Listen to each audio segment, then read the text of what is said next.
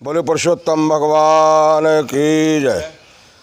श्री नारायण वाचो तन्निशम भटानाहो चित्तगुप्तश्चिरं भृशं पूर्वलोवाभिभूतोऽयं पश्चाचौर्यः मचीकरहत्।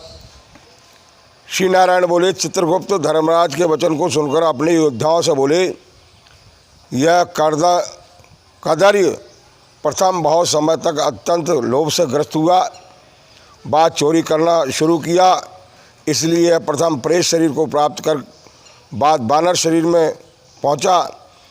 तब हम इसको बहुत सी नरक यातनाएं देंगे। हे भट लोग, धर्मराज गृह में यही क्रम श्रेष्ठ है। इस प्रकार चित्रगुप्त से आज्ञा प्राप्त होने पर भयंकर भट्ट लोगों ने चित्रगुप्त की आज्ञा अनुसार वैसा ही किया और उस ब्राह्मण को पीटते हुए प्रथम प्रेत शरीर में करके फल रहित वन में रखा। वह ब्राह्मण प्रेत योनियों को प्राप्त कर उस निर्जन गहन वन में क्षुधा तृषा से अत्यंत व्याकुल होकर के घूमने लगा। प्रेत योनि में होने वाले दुख भोग करके बाद फलों की चोरी करने से होने वाली वानर योनि को गया और सुंदर शीतल जल और छाया फल पुष्प से युक्त जम्बू खंड के मनोहर सुंदर कालंजर पर्वत पर वहाँ इंद्र से बनाया हुआ उत्तम कुंड है। मान सरोवर के समान पवित्र, सत्पुरुषों से सेवित, पापों का नाश करने वाला है। देवताओं को भी दुर्लभ मृग तीर्थ नाम से प्रसिद्ध था, जिसमें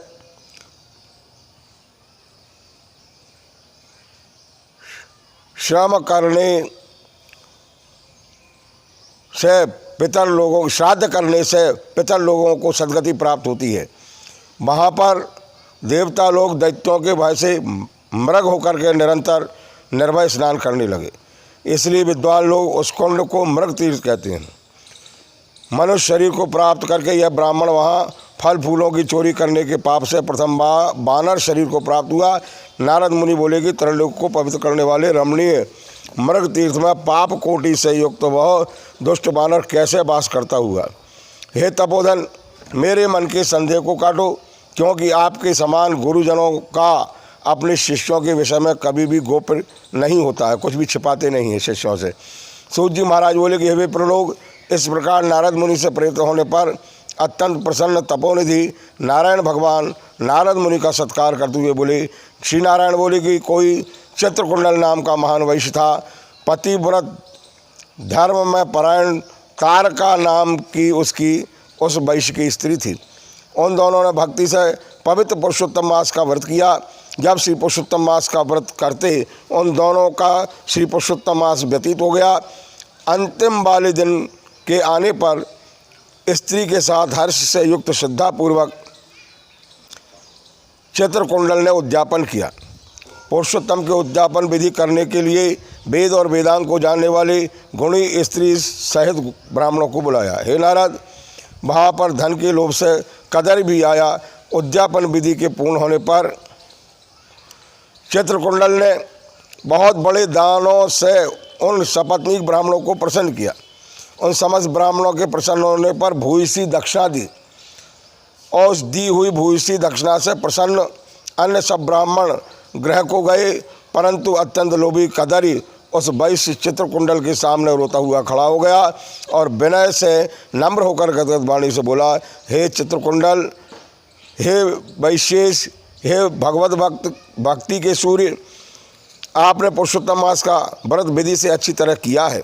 इस तरह पृथ्वी तल में कहीं पर किसी ने नहीं किया है। आप कृतार्थ हो, सर्वथा भाग्यवान हो, जो तुमने परम भक्ति से पुरुषोत्तम भगवान का सेवन किया है। तुम्हारे पिता धन्य है और तुम्हारी पतिव्रता माता धन्य है, जिन दोनों ने तुम्हारे समान हरिवल्लभ पुत्र को पैदा किया। यह पुरुषोत्तम मास धन से भी धन्य है, जिसके सेवन से मनुष्य इस-लोक के और परलोक के फल को प्राप्त करता है। विश्वामित्र, तुम्हारी इस पूजा को देख करके मैं चकित हो गया। अहो, तुमने बहुत बड़ा काम किया, इसमें संदेह नहीं है। हर्ष से दूसरे ब्राह्मणों को भी बहुत सा धन दिया। हे भूरिद, भाग्यहीन मेरे लिए क्यों नहीं देते। इस प्रकार कदरी के कहने पर चित्रकुंडल वैश्य ने कदर को धन दिया। कदरी ने धन को लेकर के प्रसन्नता से उसको जमीन में गाड़ दिया। वहाँ पर कदरी ने श्री पुरुषोत्तम की बड़ी पूजा देखी और धन के लोभ से पुरुषोत्तम मास की प्रशंसा की। पूजा के दर्शन महात्म से और पुरुषोत्तम भगवान की स्तुति से तथा धन का लोभ होने पर भी मृग तीर्थ को आया। सूत जी महाराज बोले कि दर्शन से, स्तुति से, धन के लोभ से करने से भी दुष्ट वानर को उत्तम तीर्थ का सेवन हुआ। हे दो लोग, श्रद्धा से आदरपूर्वक पुरुषोत्तम देव के दर्शन और स्तुति में सब तत्पर सपत्नी के पुण्य का क्या कहना है। नारद मुनि बोले कि हे ब्राह्मण, सुंदर वृक्षों से शोभित, सुंदर शीतल जल वाले, मनोहर घनी छाया वाले वन में उसके रहने का कारण क्या है, सो आप कहिए। श्री नारायण बोले कि हे नारद, हे अनग, तुम सुनो। सुनने की इच्छा करने वाले तुमको मैं कहता हूँ। इसमें कुछ क्षण हैं जिसके श्रवण से पापों का नाश हो जाता है। जब समस्त अर्थ और फलों के दाता दशरथ के पुत्र श्री रामचंद्र जी ने समुद्र सेतु बांध करके दुष्ट रावण का नाश किया, उन्होंने रामचंद्र जी ने विभीषण को छोड़कर बाकी समस्त राक्षसों का वध किया, किसी को नहीं छोड़ा। बाद अग्नि में परीक्षा कर सीता को ग्रहण किया। ब्रह्मा, शंकर, इंद्र और देवता रावण के वध से प्रसन्न होकर बोले कि हे राम, तुम वर मांगो। ऐसा कहने पर भक्तों को अभय करने वाले रामचंद्र बोले, हे देवता लोगों, यदि इस समय वरदान देना है तो सुनो। यहाँ पर राक्षसों से शूर बानर मारे गए हैं और उनकी हमारी आज्ञा से अमृत वृष्टि कर जीवित कर दो। तथास्तु यह कहकर ब्रह्मा, शंकर, इंद्र और आदि देवताओं ने अमृत की वृष्टि करके बानरों को जीवित किया। तदंतर वे जयशाली समस्त बानर जीवित हो गए और चिरकाल तक शयन कर उठे हुए के समान देखने लगे। बाद रामचंद्र जी ने चारों तरफ बैठे हुए समस्त बानरों के साथ पुष्पक विमान पर सवार होकर के प्रसन्न मुख कमल वाले सपत्नीक रामचंद्र जी बोले, श्री रामचंद्र जी बोले कि हे सुग्रीव, हे हनुमान, हे तारात्मज, हे जाम्बान, बानरों के साथ आप लोगों ने मित्र का समस्त कार्य किया है। आप लोग उन बानरों को आज्ञा दो जिससे यहाँ से आप लोगों की आज्ञा पाकर के बानर अपनी अपनी इच्छानुसार जंगलों को जाएं। हमारी ये दीर्घजीवी बानर जहाँ जहाँ वास करें वहाँ के वृक्ष पुष्प फलों से युक्त हों, नदी मीठे जल वाली हों, शीतल जल वाले सुंदर तालाब हों, इनको कोई भी मना नहीं करे और हमारी आज्ञा से समस्त बानर जाएं। इसलिए रामचंद्र के प्रभाव से जहाँ बानर जाति के लोग बसते हैं वहाँ वन में मीठे जल वाली नदी और सुंदर तालाब होते हैं। पुष्प पत्र से युक्त सुंदर फल वाले बहुत से वृक्ष हैं, परंतु अदृष्ट होने वाले पूर्व जन्म के सुख दुख जहाँ जहाँ प्राणी निवास करता है वहाँ वहाँ अवश्य जाते हैं, क्योंकि बिना भोगे कर्म का नाश नहीं होता है, ऐसा वेदज्ञ कहते हैं, वेद की आज्ञा है। श्री नारायण बोले कि फिर वहाँ पर लालची बानर पर्वत के समान बढ़ता हुआ भूख प्यास से युक्त पीड़ित वन में विचरण करने लगा। उसके मुख में पित्त के प्रकोप से पीड़ा उत्पन्न हुई और उसका जन्म रोग था और वह बानर चंचलतावश वृक्षों में से उत्तम फलों को तोड़कर मुख के पास ले जाता, बहुत से फलों को जमीन पर गिरा दिया करता था। वह बानर पीड़ा के कारण कहीं भी एक स्थान पर बैठने में असमर्थ था। एक वृक्ष से दूसरे वृक्ष पर जाता हुआ मृत्यु को सुख देने वाला मानने लगा। यदि मर जाऊं तो मैं सुखी हो जाऊं। किसी समय पृथ्वी पर गिर पड़ा और अत्यंत दुखी होकर के विलाप करने लगा। शरीर के टूट जाने से जलहीन मछली के समान तड़पता हुआ रोदन करने लगा।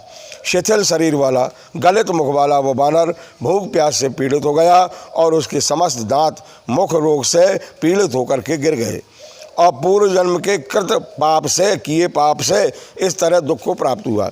इस प्रकार नित्य प्रति निराहार रहते हुए बानरों को दैव योग से श्री पुरुषोत्तम मास आया और पुरुषोत्तम मास में भी उसी प्रकार शीतवात आदि से पीड़ित रहा। किसी समय बहुल पक्ष में गहन वन में विचरण करता हुआ घूमता हुआ प्यासा बानर कुंड के पास पहुंचने पर भी जल पान करने में समर्थ नहीं हुआ, जल नहीं पी सका। भूख से युक्त भी चपलता से वहाँ ऊंचे वृक्षों के ऊपर चढ़ गया। एक वृक्ष से दूसरे वृक्ष पर जाते हुए उसके बीच में एक कुंड आ पड़ा और बहुत दिनों से निराहार, शिथिल इंद्रिय और जर्जर दुर्बल शरीर वाला, निर्बल शिथिल प्राण वाला कुंड के तट भाग में आया और इस प्रकार 10वीं तिथि से 4 दिन तक वानर को श्री पुरुषोत्तम मास में उस कुंड में लोटपोट करते व्यतीत हुआ। 5वें दिन के आने पर मध्याह्न काल में उस तीर्थ के जल में भीगा शरीर वाला वानर प्राण से रहित होकर के गिर गया और वह उस देह को त्याग करके पापों से रहित हो गया।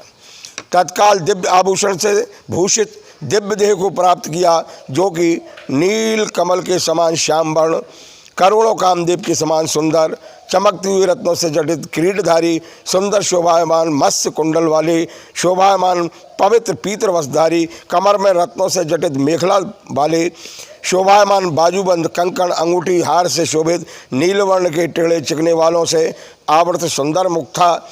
उसी समय शीघ्र वहाँ वैष्णव से युक्त विमान आया, जिसमें भेरी मृदंग पटे वेणु वीणा का महान शब्द हो रहा था और देवांगनाओं का नाच हो रहा था। गंधर्व किन्नर के सुंदर गान हो रहे थे। ऐसे उस विमान को महाभाग दिव्यधारी वानर देख करके अत्यंत आश्चर्य को प्राप्त हुआ और कह कि पात की मेरे को यह सुख कैसे प्राप्त हो रहा है, मैं तो पापी हूँ। यह विमान सुख बड़े पुण्यात्मा को ही होना ठीक है। इसके बाद कोई देवांगना उसके ऊपर चंद्रमा के समान श्वेत छत्र धारण करती है, चमर ढोलती है, छत्र लगाती है। कोई 2 अप्सराएं हर्ष से उन दोनों को